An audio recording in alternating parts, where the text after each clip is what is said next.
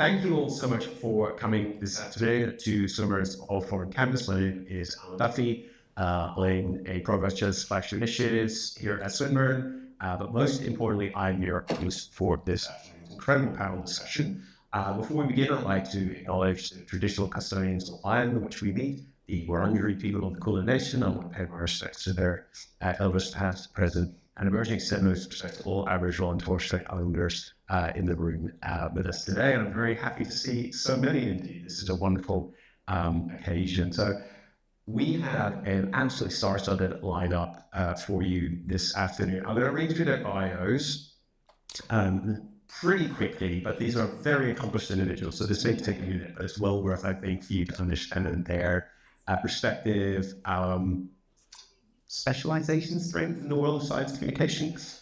So at the let me just sort out the endings. We have everyone seated appropriately, excellent.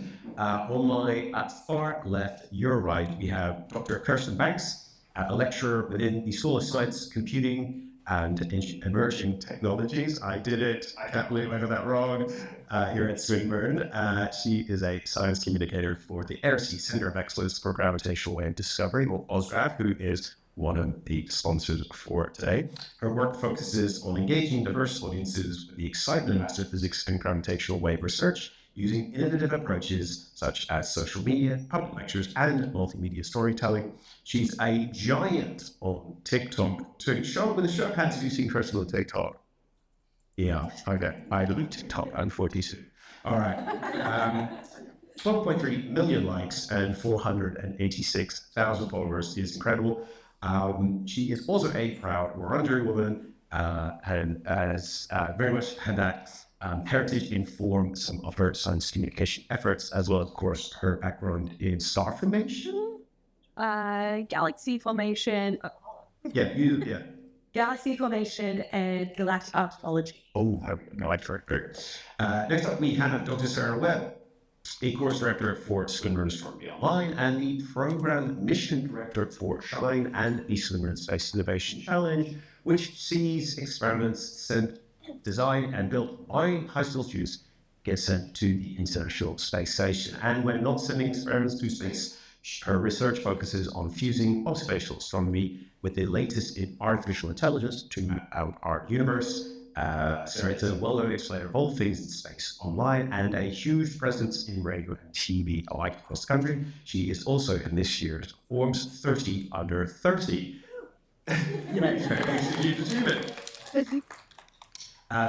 next have the soon-to-be Dr. Rami. This is so annoying. Have we got any other spare microphones? No. Let's see if this is slightly better. Okay, how's that? Oh my God, that's killing me. That's incredible. We have the soon-to-be Dr. Rami Mandow, a doctoral candidate at Macquarie University, working in pulsar astronomy using Australia's the Australian National Science Agency, or CSIRO's, Parkes Radio Telescope as part of the Parkes Pulsar Timing Array, seeking to learn more about these exotic objects, their stability, and how we can translate the pulsars into deep science applications here on Earth. Most relevantly for this afternoon, he founded the Australian space community platform called spaceaustralia.com, where it shares all the great science and space industry innovation, research, and practices here in Oz. And finally, very much not least, we have Professor Katie Mack, theoretical cosmologist who holds the Hawking Chair in Cosmology and Science Communication at the Perimeter Institute for Theoretical Physics in Canada. Her academic research focuses on dark matter, dark energy, and the epoch of realization, first light of the universe. And in her engagement efforts, so that's coming from social media to an outrageously successful book, The End of Everything, Astrophysically Speaking. Show of hands who's read that book. Hey, very good. Who's going to put their hands up that they'll buy the book? It was one of the best books of the year list of the Washington Post, The Economist, New Science, Harvard Weekly, and The Guardian. Most exciting for her, though, she was also on a post-year album, which is very much unique, I think, in today's panel. Yes. It was a little breath to me, however. I've already acknowledged one of our sponsors for this event in Oscar, but we also have the Australia Research Centre Council Such a long title, I'm worried I got it wrong. The Australian Research Council Centre of Excellence for Dark Matter Particle Physics, or CDM for short, which is for obvious reasons. And we also have a dark matter detector saber, which is currently in the Wantirna campus of Swinburne, and will very soon, we hope, go to the bottom of a gold mine, a kilometre underground, which is super exciting. So basically, physics is fun, science is cool. It's the science that says so. All right, great. Some rapid fire questions to kick us off. Sara, why don't you start us off with what inspired you to pursue a career in science, and how did you find your niche considering how crazy Venn diagram your career is at this point? That's such a good question. I think I was one of those kids that was always going to be a scientist, like always, and I was really annoying to my parents from a very young age, wanting to know just everything. Like, I'd wake up my mum in the morning asking her what is at the edge of the universe, and like wake my mum up in the bed, gripping the sheets, like looking at her dead in the eyes. What is at the end of the universe? This is the early 2000s. Nobody knew. We don't really know. Katie can explain the 5 ways that the universe might end, but my mum had no idea, and she looked at me really concerned and was like, "I think we'll get Discovery Channel." And yeah, we did. And I think I'm just very lucky that I had a mum that let me explore I thought I was going to be an archaeologist, and I still secretly want to be. But I had a was in a life that let me explore everything. So I just fell into it. I was going to ask everyone that question. I don't know your individual days. Yes. For me, in 9 years 10, my science teachers took my entire year group on excursion to see a documentary about the Hubble Space Telescope. And there's a scene in the documentary where you have a virtual slide through of the Orion Nebula.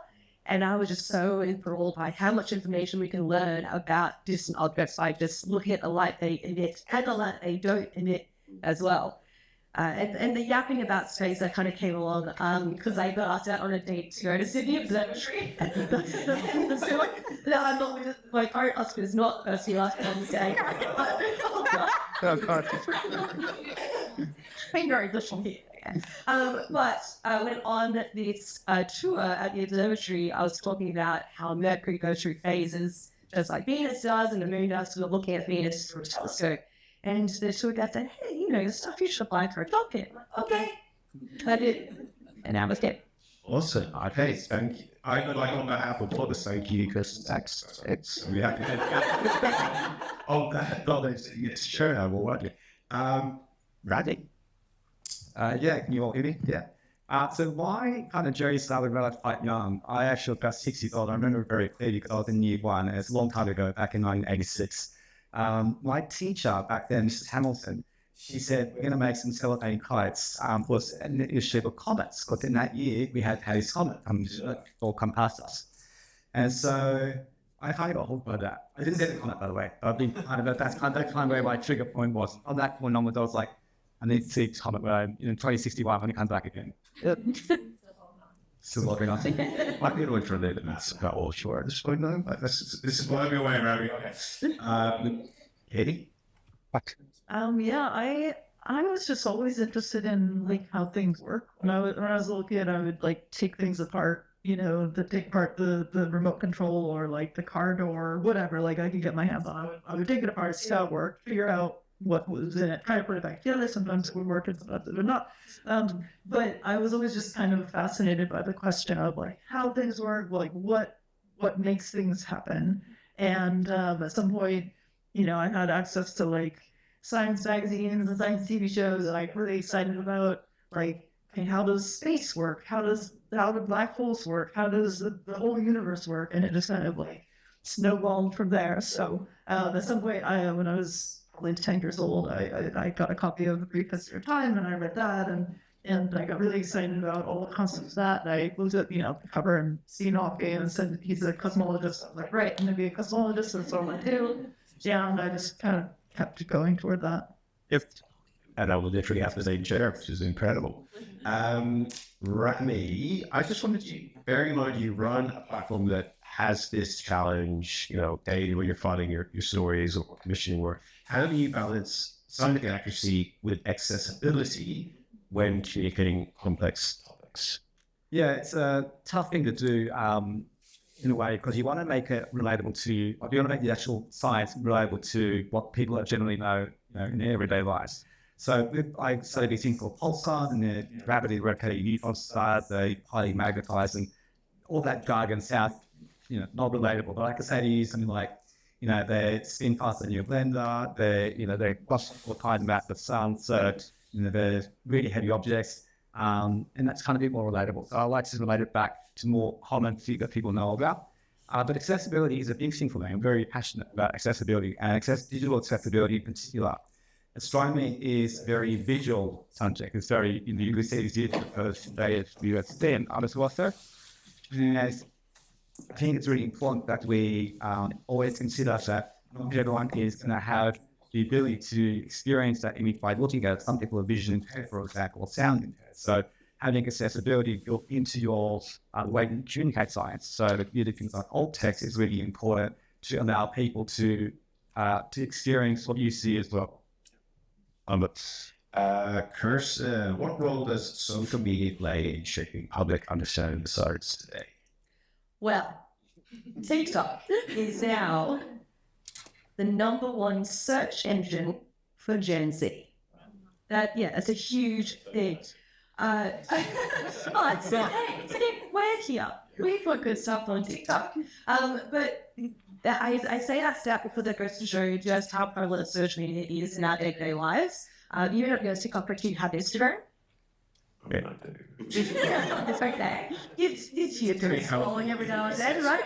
We all have our moments of social media. It is all over the internet now. So I would say that social media plays a very big role, because then when we write our science articles, our publications, even articles on, say, Sterling.com, it's almost naive to expect people to come to you if that's not the platform that they're used to using. And so if I go into where the people are, that's how we get more people engaged in science. Katie, have you ever faced challenges or backlash when communicating science publicly? Okay, short answer is yes, but longer answer. How did you handle it? Do you mean backlash in terms of like people objected to how I was talking about the science, or objected to other things? Why not both? So with the science, I think that, sometimes you have to be a little bit careful when people have strong feelings about a topic, and if you're trying to communicate something about science and people have some connection to the topic that it intersects with something about their values or preferences or things that they get excited about, you have to be a little bit careful about how you communicate it, because people get caught up in stuff. I mean, the first example of that I found was that when the movie Interstellar came out, I put some stuff on Twitter about some of the inaccuracies, the scientific inaccuracies in the film, and some people got so mad at me. It was like the first time I got like real hate on the internet, because some people just really, really loved the film, but they didn't want anybody to say that there was anything wrong with it. So that it was an eye-opening experience for me, because I thought I was just saying like, well, objectively, this is something that would not happen in this world, and they were like, just incensed. So To be fair, if Chris Nolan was coming at you on Twitter as well at that time, I would be upset. It wasn't Chris Nolan. It was fun, but it was just, it's just one of those things where, I think that it's, you can have conversations like that. You can have conversations where you talk about like inaccuracies in media, or you talk about like, here's the real science that's connected to something fictional. But it is something that you have to be careful about. Some people aren't being like, well, you're just ruining all my fun, and I'm somebody who has fun by knowing all of the accurate details of things. Not everybody has that same concept of fun. And so I think that there always are ways to pitch, like, here's the real science behind something, where people will get excited about it, where people will say, oh, that's really fascinating, without feeling like their enjoyment of something they love is threatened. So that can be quite a delicate balance, but I think it's a really important thing to learn how to do. And you don't want to just be, buzzkill all the time. Yep, just a little bit. All right. Just to try that topic of Interstellar, I'm not sure if you said, but there was a book that was actually written, and I recommend it if you do like the movie. I think quite cheap for one actually. It's called The Science of Interstellar, and it's actually really nice. It did actually show like the entire concepts that were throughout the film in 3 different sort of, I guess, shades. As these are actual science facts. These are the things we think are kind of on the border of tech, a kind of few, and this is just made up stuff. And kind of did that really beautifully. Yeah. Now, I'm going to ask all of you, considering we have some potential young scientists in the audience, what advice would you give to young scientists who want to start sharing their work with the public? So, sorry, Damon and Kirsten. I thought your question was going to be doing science. I'd say do it, but also That goes without saying. Right? Yeah. You're here, do science. to this question as well. I also say do it. If it's something that you're passionate about and excited to do, the accessibility of being able to just go on a social media platform, make a video and post it, and be seen by people it's wonderful. You can step right over it. Just get your phone out, film a video, put it out there. That part is the really easy part. Then there's also a bit of the thick skin you need to build with people coming at you for saying factual things. But because that bar is so low of getting involved, just do it. And if you really enjoy it, keep going at it as well. Hey, sorry. I was going to have everyone some advice, yeah. I think that just do it is a good one. So I think an example that I think about is myself when I was really younger. Like I love writing, I love directing and editing. So you would think that I would make content. And I do now that I'm older, but when I was, I think about 20, I was like, I'm going to make a YouTube channel. And I spent weeks designing the most rubbish logo you have ever seen. You might be able to stalk it. It was called the Physics Mix. And then I spent weeks writing an episode of like this YouTube thing that I wanted. I just wanted to describe how the sun works. Should not be very hard. I then spent days filming and editing it. And by the end, I hated it because I was so self-conscious and I didn't get over that hurdle of just doing it. Literally, the Nike tick of just, you've got to do it 1,000 times until you feel comfortable.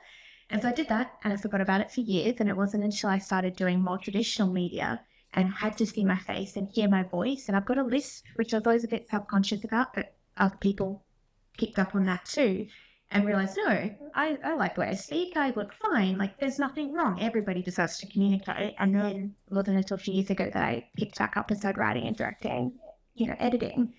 But young me should have just kept doing it, and I did it, and I regret that.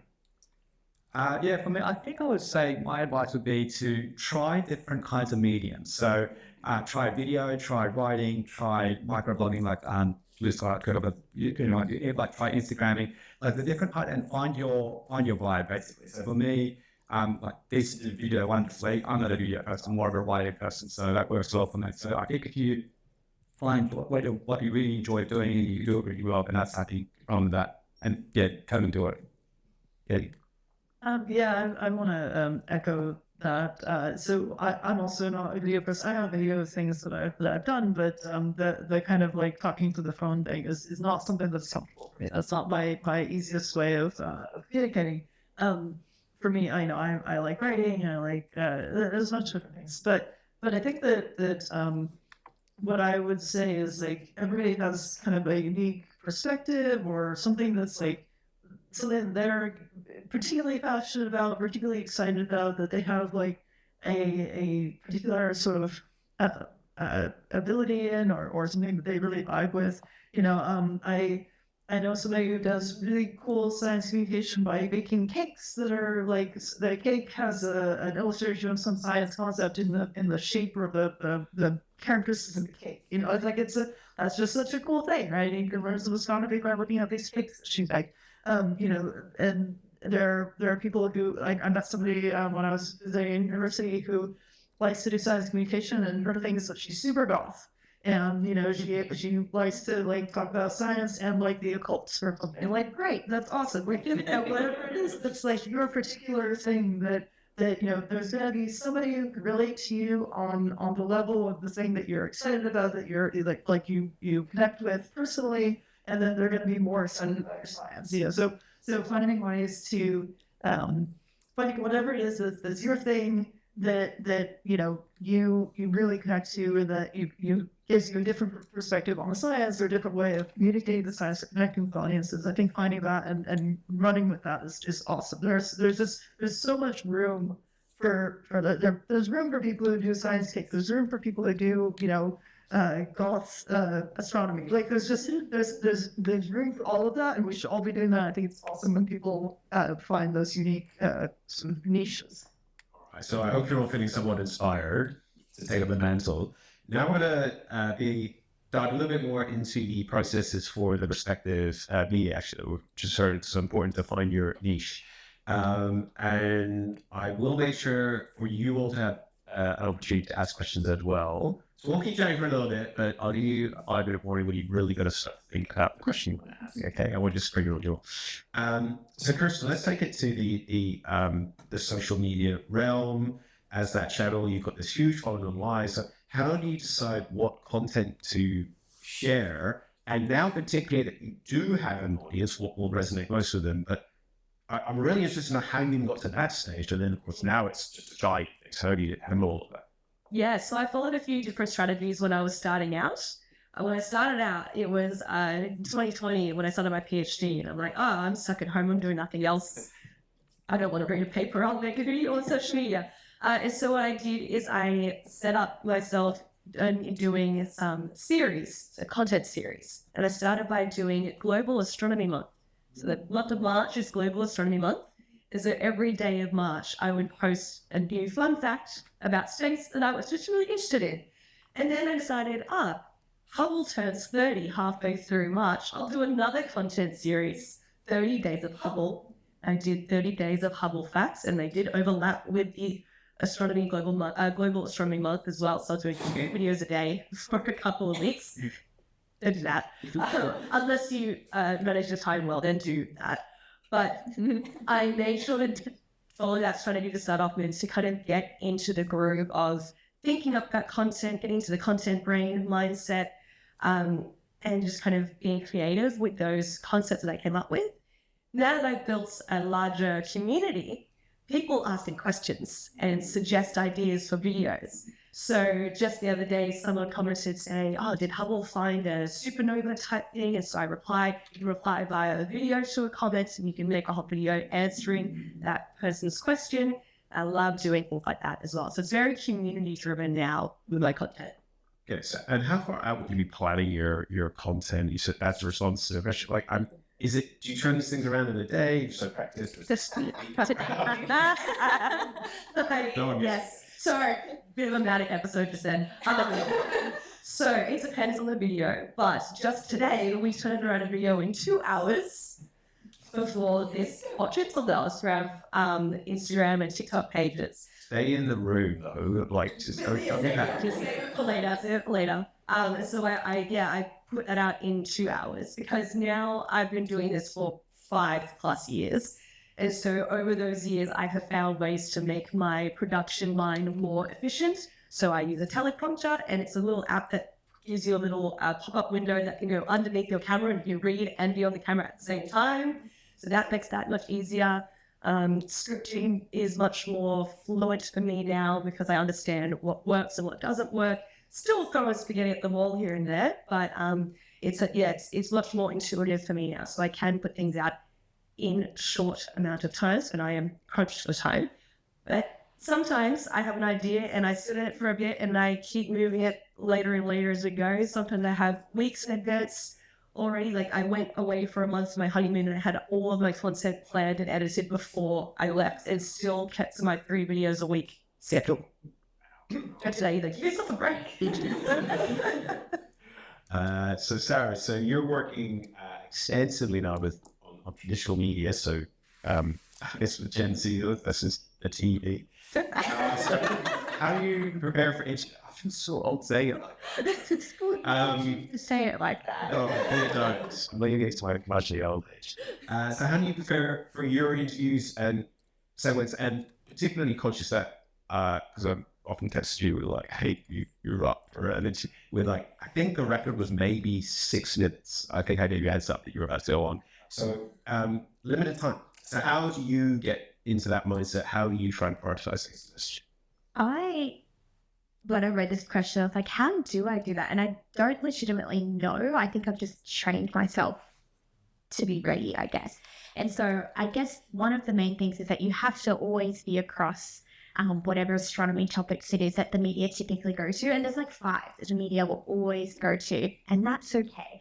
The best part is when you get really good at media and when producers love you, you just tell them what you want to talk about and you say, this is interesting. They might not understand why, but you can convince them why, and that's great. But so you always have to be kind of well-rounded and switched on. And so like, actually it happened yesterday. I got a text. I was in director's lunch. A producer that I work with like probably once a week at least was like, hey Sarah, we want to talk about black holes. So I was like, great, I love black holes. And they're like, cool, we'll call you in an hour. I'm like, your work is whatever. No extra details, just black holes. And I'm like, how hard can that be? I hop on the phone and it's like, welcome to ABC Melbourne. We're talking about the merger of the blah, blah, blah, blah, blah. And it was like this black hole. Thankfully, my husband worked on this paper, so I knew all of it.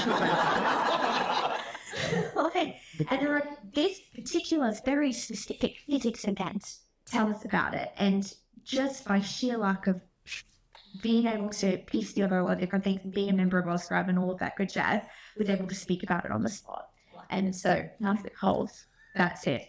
I think it's a lot of being on your toes, and I love improvisation. And so maybe there's a small part of me that really gets off on the having to just make it work and like be on and be shiny. Once I did a TV interview that I thought was radio, and they're like, yes, you feel like, I'm like, well, that's bizarre. And they're like, great, we're putting you in the stack. You'll be on in 2 minutes. I'm like, excellent. I'm just going to go get a water and like quickly made myself look presentable for telly.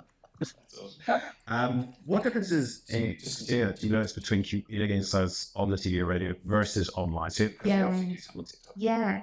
I think broader audiences for TV and for radio, especially for radio, when you're on the car, you could have a whole family in the car from all ages. And I think that's important, is to try and, especially depending on the time, so if you're on drive, you most likely have kids in the car. You want to try and communicate to all levels. Whereas for social media, our audiences are a little bit more niche, I think. And like my age range, if you look at my social media age range, most people are between 20 and 40 years old. So similar generations where it's easier to communicate, to talk about things that I enjoy. So that's probably the biggest difference is that, yeah. Nice. Well, just continue that piece on that breadth of audience. So Katie, you made a book on cosmology that was very accessible to that audience. So just want to maybe take us through what was how you went about that, but also what perhaps was the most challenging part, translating those fairly abstract concepts into such engaging prose. So I think a lot of it was that I had a ton of practice. I was talking about most of those things, partially because I do a lot of public talks, and so I had experience talking about some of these end of the universe things. So I came up with the idea of writing a book about the end of the universe because when I gave talks about dark energy and stuff, I would always throw in like how they're going to destroy the universe and not dark matter so much, dark energy maybe. And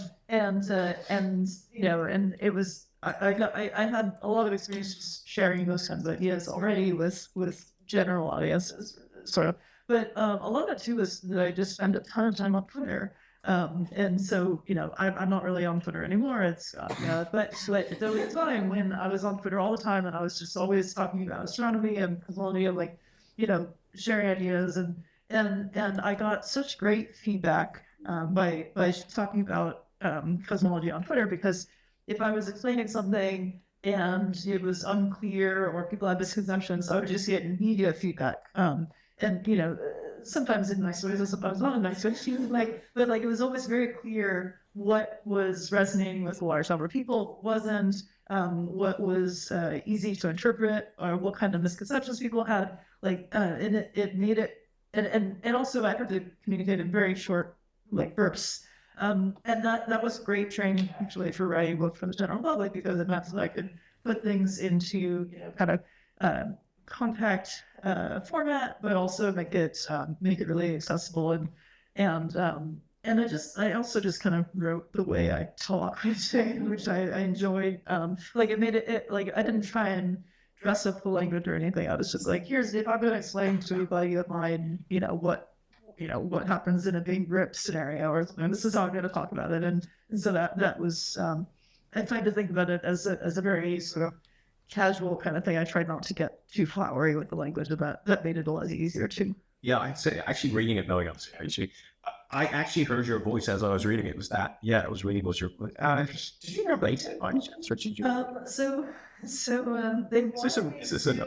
Well, they wanted me to do the narration of the audio originally, but my book came out in 2020, in August 2020, and so the only people who could all the recording studios are closed. The only people who could really do like a whole book narration were people who had a recording studio in their house, right? So I did record the first chapter.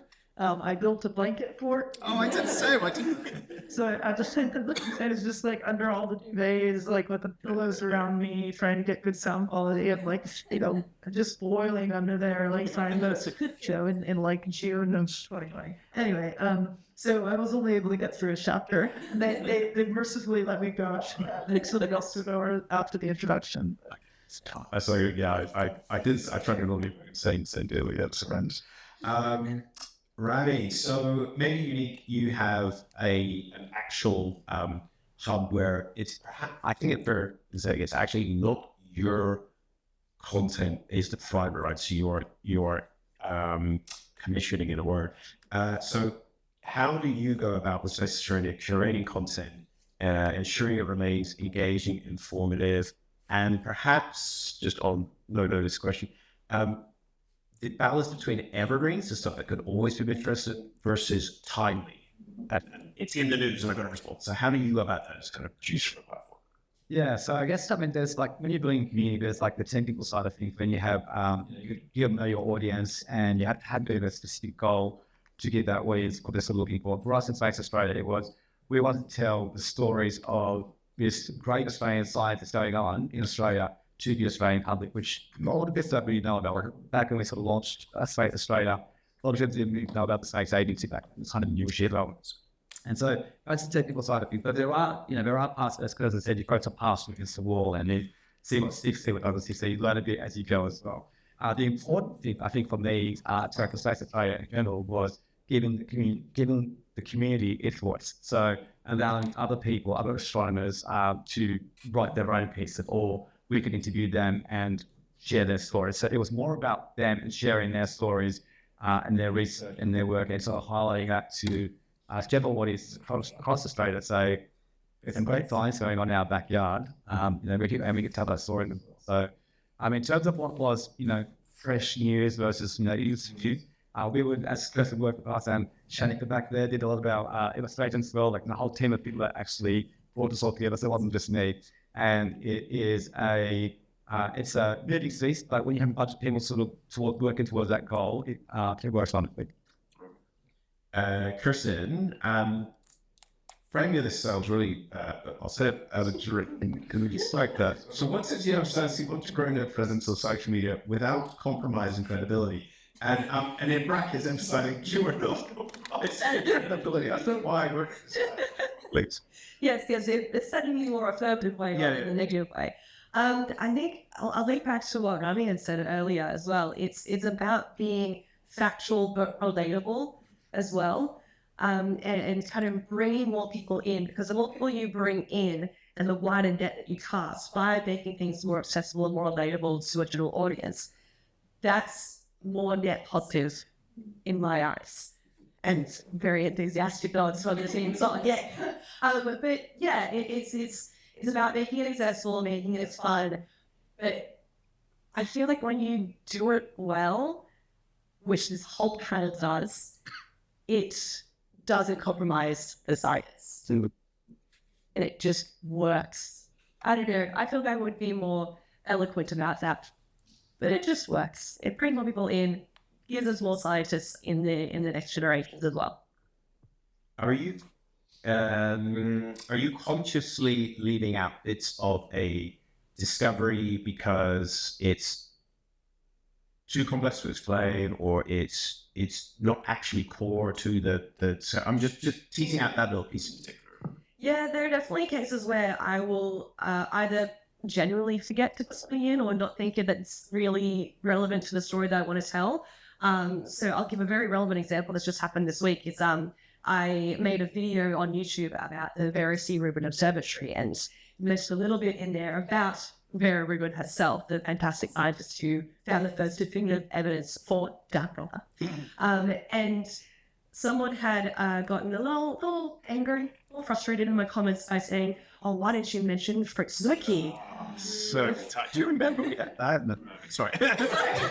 You're a public. Yeah, you see the general groan of that comment. So yes, Fritz Zwicky came up with the cool matter, like the dark matter and whatnot. But this person was frustrated that he wasn't mentioned, and like, "Oh, you're a scientist, you know this is part of the story. Why didn't you mention it?" Like, well, because this story is about Vera C. Rubin. That's why I didn't mention him. I'm sorry. So yeah, there are definitely times where these get left out intentionally because it's not part of the story. But even then, sometimes this is following the game of social media algorithms as well. Is that sometimes it's beneficial to leave things out to then have people say, "What about this?" to then jump onto another video to make more content and engage more people. So there is a bit of a seesaw effect of this is actually not really useful versus, yeah, Pluto's definitely not a planet. Thanks. It's more so you. Yeah. Right, yeah. And that's like really important part of community as well. Having like when you build up the community enough that there is enough back and forth in a positive circle way, obviously. That's a really nice sign of your community self because there's no toxicity. It's just basically the people are asking questions, they're generally interested, and the mutual benefit is you're getting gold back, and it's a lovely circle. It's true. It's an ongoing conversation of how I see my social media content, especially with the reply to comment and like video. We've got 40 minutes for now. Why not? Why not? Okay, excellent. You don't get next questions. I have more. So you mentioned about your connection actually with the producers. So could you maybe tease out a little bit more broadly for how scientists can build relationships with journalists, media outlets generally, that help try to share their work more widely? Yep. I think this is a really fun one because I think it can sometimes feel transactional both for the journalist and the scientist. Sometimes like they have a story, they need an expert, you're an expert, and you know, media is helpful in our careers in different ways. But I think building a genuine kind of relationship is that like the most important, most joyous thing. So I've got so many producer friends now who, you know, they might ask you for a comment and you might have 30 seconds before you're on air and you can ask, "How are you? How's your dog?" I've got one producer, Warren. We send each other pictures of our dogs. Every 2 weeks when I do my regular segment, we catch up about our lives and things like that. And I think it's that genuine relationship building I think really helped, and also being someone that's reliable and trustworthy as well. I got an email from a producer just before that said, "This is why we love having you on." And the audience texts into the text line saying, "We trust Sarah, we didn't know this is interesting, yada yada yada." And so being that type of person that is it's, I don't know, very real, I guess, building those real connections. It also helps that at Swinburne we have an incredible media team who will help establish connections as well. So when a journalist, maybe they're looking for an evergreen story for our nation, a story that doesn't need to run immediately, but they want to flesh something out for the future, you can be put into the right places to then make yourself, you know, maybe you can make a good impression and they'll come back to you later, which is quite nice. Yeah, and if you do get a chance to be interviewed and it's so well, it hasn't, but it's, I believe so well, you can investigate for feedback. Oh, absolutely. And that's a really good stuff for them that you want to as well, and go back to your future. And always thank them. And so I know that there's also researchers in here as well who do media. Thank them. Give them a text like, "I loved, you know, as long as it wasn't an absolute train wreck you did." So funny if it's terrible. But say, "Thank you so much for having me." Like anytime you have to give me a call, give me a text, email, whatever. Like make yourself, again, it's that human factor. It's not transactional. Make it more. Amazing. Jane, how do you tailor your communication style for friends? So we talked about the book, but you engage with students, policymakers I've seen, politicians, very senior politicians, general public. What is it about the framing of the message or preparation for the influence? What goes through your mind? You've got these opportunities. Yeah, so I think that's one of the most important things in science communication is to really think about who your audience is and really have an idea of who it is you're speaking to, which doesn't mean that nobody else will see your content, right? Like if you're, you can make something that's for one audience and other people see it and might appreciate it in some ways, but really having a sense of like who's the person I'm speaking to is just really important. And so depending on what kind of stuff I'm doing, I'll change how I'm speaking about it. So if I'm giving a talk for high school students, I'll do something different than if I'm giving a talk for college students, or if it's like a physics class, or if it's I've given talks at like churches or places like that where it's just a totally different group of people. And what you need to kind of do is think about like, okay, this person has is likely to have a particular context for what they might have seen about this topic. They might have different cultural like references that you can connect to.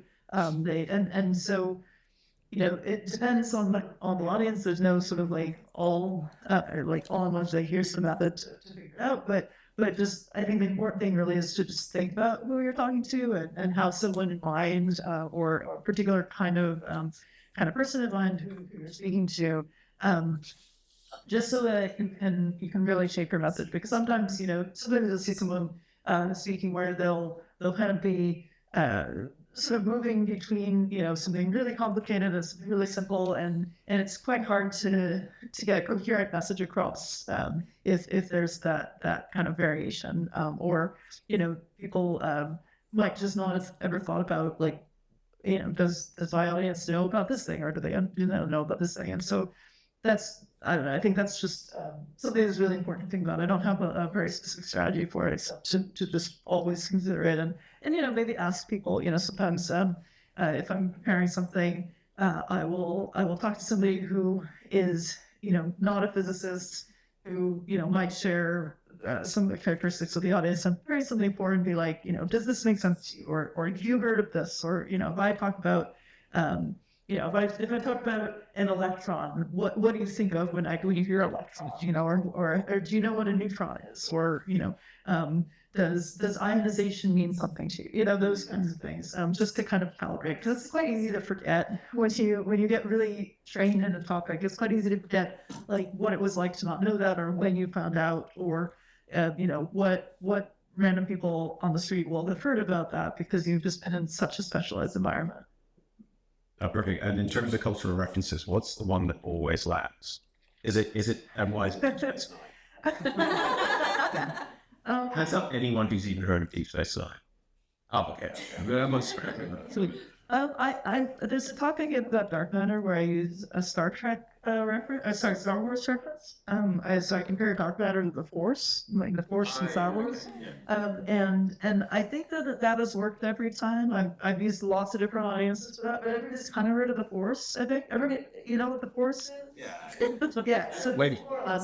Yeah. So so that's one that tends to work pretty well. But the one thing that every time I give the talk, it gets a laugh, and I don't know why. It's the only thing that every time gets a laugh is when there's a certain talk I give about dark matter where I talk about gravitational lensing and how images of distant galaxies get distorted by the gravity of dark matter in clusters of galaxies, and you can see like these giant arcs where a galaxy has been stretched out, like the image of the galaxy has been stretched out by the gravity of a cluster of galaxies, and it's a really cool image. And then there's one system that there's a photograph of it where there's that giant arc of the background galaxy that got lens, and then there's two galaxies above it, and it looks like a smiley face. And every time I show a picture, like the audience is like charmed. Just that one picture or something about below, that one always works. It's just a smiley face. It's a smiley face in the sky. Because obviously, so Rami, we've spoken about the voice community. So I'm particularly here, however, if you could unpack how you've supported emerging science communicators to your platform as part of that community and just find their voices away on the space strategy. Yeah, exactly that. But whenever someone's like new research comes out in like something called the preprint that we call archives, we will approach them and say, look, you've got this new research out. We know it's very fresh. We know it's still over peer review, but do you want to talk about it? Like, do you want to share the research with large audience? We'll do a promotion for you. Just, you can write the article yourself. We can help with the editing process, or we can actually write the article for you by interviewing you as well. So it's a nice way to sort of capture a lot of the new research that's coming out from specifically for us, the Australia-based community, and to learn astronomy, obviously. So that's how we kind of approach it. Mm-hmm. Are you taking any option? If anyone from the audience perhaps does like to, if you've got some new research, please approach us. But also, if you're young and you want to get into science communication, please also approach us, because we would like to sort of work with you in training young writers, up-and-coming future science communicators, in writing for our platform as well. Yeah, very good. And there's a science communication network, and there are other channels. Yeah, there's a couple of networks out there that we sort of tap into as well. Very good. Okay, we are about 5 minutes from your questions. I think. Although I don't want to in any way to invite you into the question and answer session now. Kirsten, so your Wurundjeri heritage, I'm just really fascinated to know how much of a role does that play in the science you share, be it Indigenous astronomy, or if it is a lens through which you're seeing your modern astrophysical research that you're undertaking as well? Yeah, it plays a huge role because our cultures, and I'll look up to the Indigenous about the fact that our cultures have existed and still thrive for tens of thousands of years because of storytelling.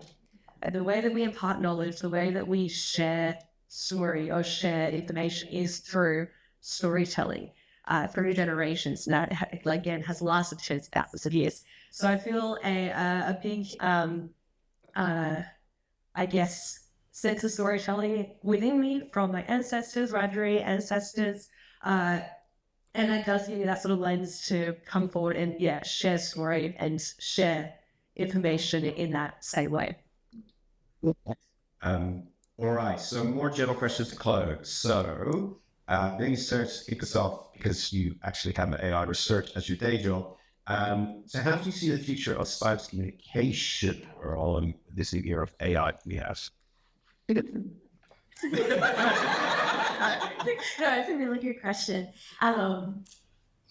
It's a really good question. So I guess I'm an AI enthusiast in the part that I write AI systems for astrophysics and medical imaging and things like that. And I can see the good that it does when it's used ethically and well, and the training data and all of that good jazz. The bit that really concerns me in the era of just mass information, whether it's science, communication, or anything else, just in the era that we exist in, is misinformation and the use potentially of AI for continued misinformation. And that goes back to training sets and all of these other things. And so on one end, it makes me slightly concerned is that people could churn out ridiculous amounts of content and things. And we already see it with bots that exist on the internet, algorithmically or AI driven. That concerns me. So I think it's something to be cautious of. It's also something, so Kirsten mentioned the video that she did the other day about this Hubble image explosion, and you should go watch the video, because she goes through it and goes, I cannot tell whether this is real or not, and most likely it's not real. I think No, it is. I don't think it can it's just intro. Was that Simon Trader? Watch the news more. Okay. Sorry to recommend you found the official source. It was really nice. So it was on the AI slot. Because there was multiple comments about this thing that were misleading how they it was. It's really interesting, right? But then on that same point, you always like glass half full type of person. Maybe AI is going to help it be more accessible for people in different ways. So helping generate images, even a whole ethical discussion about AI images, which I can go into later, or helping synthesize information that you might have dot points and you might need AI to help you synthesize it in maybe a different language or a different tone or whatever it is. So I think we need to be optimistically cautious. Maybe? Yeah. Yep. Does anyone else follow that? Yeah. So I'm not really a big AI user. I've got dyslexia, so for me, the one thing that actually gives me a lot of help is I use something called Grammarly, which I think is an AI background, and it basically helps me when I've done my writing, correct any errors.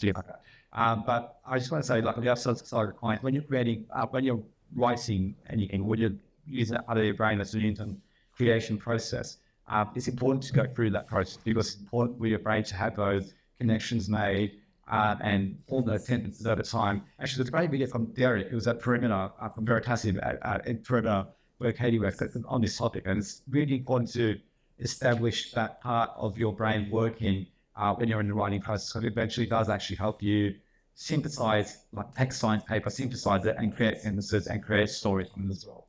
So for me, I think very small, but as I said, dyslexia I think is great for me, but besides that, that'd be much. Yeah, big shout out Grammarly. I love it. It's just a super power skill shares. Okay, final question for everyone, and then we'll go to the audience. So what's the one myth or misconception in space science that you wish more people understood correctly?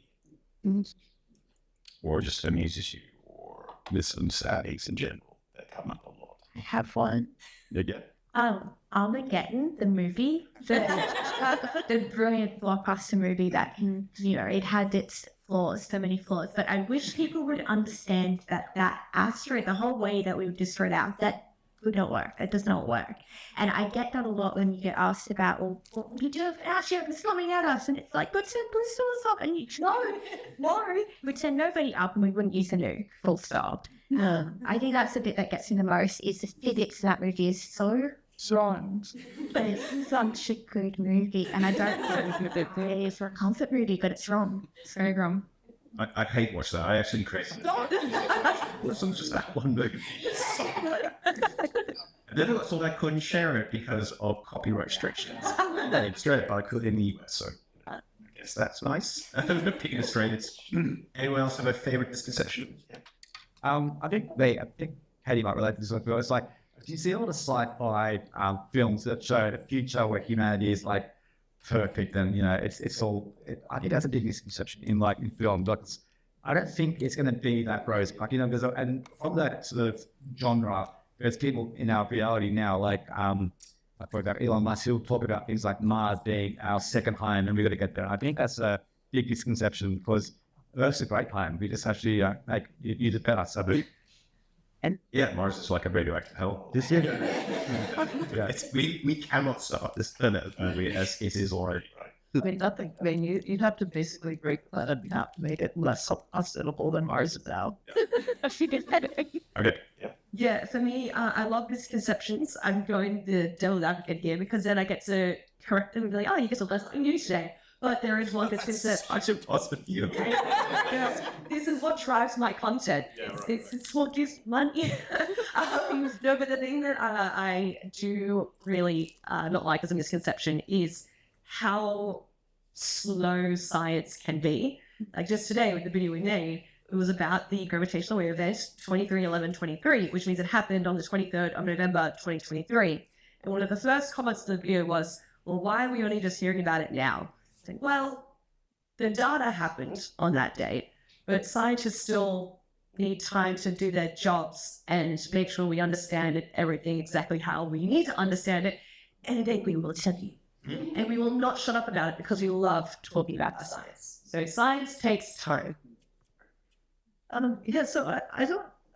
I mean, there are a bunch of different sort of factual misconceptions I think I could go on about, but one that I just got an email about it today, and I was complaining to Kirsten about this. So I got an email from somebody who said I had a theory. I get emails a lot, and the email said it's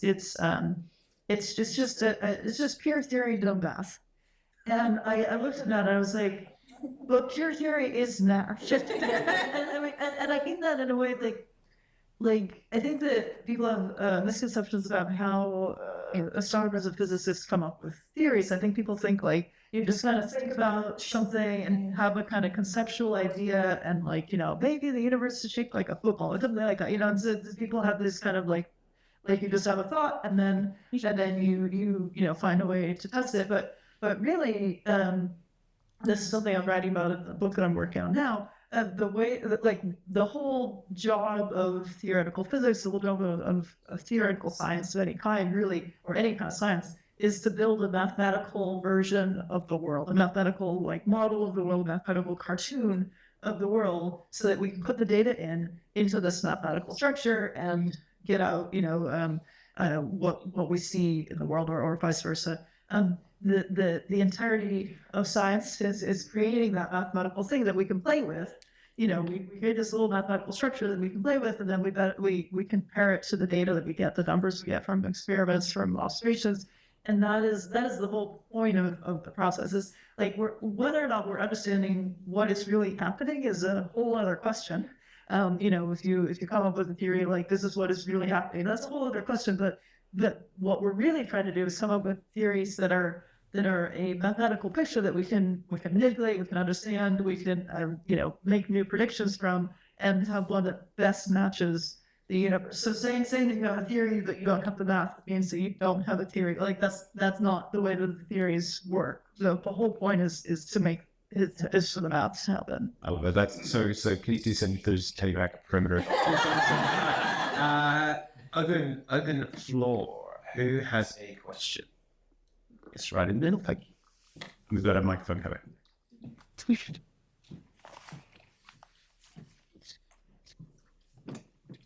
Hello, first of all, thank you so much. It was so good to hear all your experiences and everything. So thanks a lot. My question was, are there any platforms or mediums that you'd be willing to sort of explore into the future that you think has a growing audience or something? Or are there other platforms that you think have a sort of shrinking audience that you think might be time to move on? Yeah, get off X. Yeah, really thankful, but the US, yeah. There are some things that are concerning at the moment about TikTok. America is wanting to make their own TikTok, and apparently all the Americans are going to be on that TikTok only, and then ours is going to be a beautiful haven of information. But then all of my audience will be gone. Then, gosh, to get more Australian audiences. Yeah, so there's some concern there of that carrying into US TikTok and I guess regular TikTok, so to speak. However, I don't know if there's any new coming out soon, but always good to keep an eye on what new platforms might pop up because, yeah, TikTok just blew up in 2020 and changed the way that we share information. Ready? Yeah, I guess one way to sort of ensure yourself against changes dynamic in the market and changing your platform like it is having like a base of where your content is. So for me, that's why I'm writing like a blog, and eventually, whatever the hot topic or hot platform is, you can make it into a video, you can make it into something else. So you have your content as a base, and you're constantly building that base up over time. You can easily sort of make videos or make other types of content from that. It's a distribution network of that material itself. So I found that works a little bit as well. So I just want to put in a pitch for Blue Sky as an alternative streaming. It's not terrible. I enjoy being on Blue Sky. It's not as big an audience, but there's a lot of good conversation there. And there's a huge, I'll just pass that, there's a huge Australian science community there. A lot of the Australian astronomers are shown as well. Technically, but I still can't figure out how to install it. Yeah. We're slowly migrating all our content to Blue Sky. So although we're replicating everything on Twitter X, we do it on Blue Sky, hoping that all of our followers will just move to Blue Sky, and then we can shut down the next page. Any other questions? Yes, yeah, t-shirt, and then we'll go to the right-hand side. Wait, where's the other t-shirt? Right. Then we'll preload the next question. Was it? Yes, I'll run up to you. Thank you. So I'm primarily a writer who just has an interest in astrophysics. And so I was wondering, because you were talking about a blog, Rami, and you were talking about your relationship with producers, Sarah, and I was like, do you ever get approached by science fiction writers or people like that? And do you have relationships and communities built with them? Yeah, that's a great question. I do. So I've had a couple of people who are writing science fiction who want to sanity check things, and I'm always happy to sanity check something. Had one person who wanted me to simulate a universe essentially, and I was like, that is out of my wheelhouse. That's not for me. But yeah, and we also get the other way around, where we get people who will have an idea or want it written for them as well. So I've had publishers say, we want to produce this type of thing, would you like to write the content? And the answer is always yes, as long as it's something that I think is interesting and that people will enjoy. Yeah, I think that's a really nice relationship, though, to go back and forth. I think Kate's got a few examples of this as well, but yeah, for me, totally. I get people who come up asking me about pulsars, and it's literally a science checking. So they're like, these things sound like a science fiction. I like to find out. That's why I love it. I just sound like science fiction. They're nice to talk about some of the details and some of what like the physics that goes on behind, and they're like, right, that's all I need. And everyone can. Yeah, I have a lot of friends who do science fiction writing, and so I love talking to them about science and sort of sharing ideas there. I do get approached sometimes as a science consultant for science fiction stuff, and sometimes I do that, sometimes I don't. It's more time limited than anything else. So often I have to say, well, if you pay me a lot, then I would do it, because otherwise I would not have time to do anything else. But yeah, there's I've given a couple of talks for organizations that are science fiction organizations where the writers are there and they want a scientist to tell them about some cool, modern science topic so that they can then take inspiration from it or learn from it. So I've done a few presentations for science fiction groups. That's been really, really fun.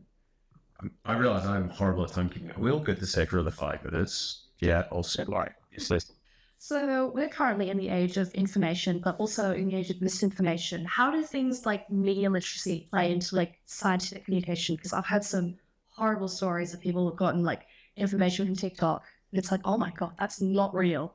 How did you believe that? That me.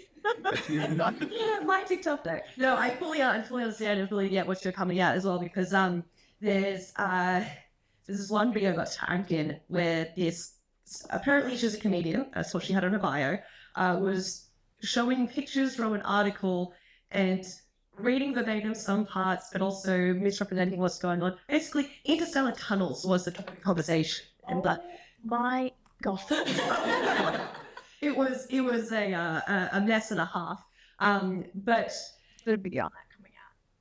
yes, go watch Sarah's video when it comes out too. But yeah, it's definitely an upward hill battle trying to combat misinformation, but also just share cool stuff when it comes to mind to try and just get over all the misinformation too. But the unfortunate thing about misinformation is that when people see it, they will comment and correct it, and then that will drive it going to see more people. And it's really hard not to correct things. That's why I try to see a video and make my own one separately to then boost the correct information, not the incorrect information. Yeah, I think that media literacy thing is something that I constantly struggle with, in the sense that media literacy sounds like people a lot of times don't know what kind of sources to trust, and so what I do, I often encourage my audience if you see a cool astronomy image or something, it really matters who shared that and where they got it and whether they're crediting it or sourcing it. I encourage people not to ever follow or share when there's an image that has no credit on it. And part of that's because people should get credit for the things that they create, and part of it is if there's no credit on it, you have no idea if it's real, and there's no way to check it, and so you really just that one step of is there a credit? Do you know who produced this? Do you know where it came from? Is there more information to be found at a link or something like that? That one step makes a huge difference in not getting fooled by this information. Just knowing where it comes from and seeing that there is a link between what was shared and a link to either a physical link, a link in terms of link to another website, or credit where you can look it up. If it doesn't have that, you should just assume that it's wrong, or just don't share it, because obviously the person doesn't care about getting that real information across. The only source on that is sometimes you shouldn't trust the headlines. Sometimes the headlines aren't written by the person who wrote the article. I was based Australia, by the way.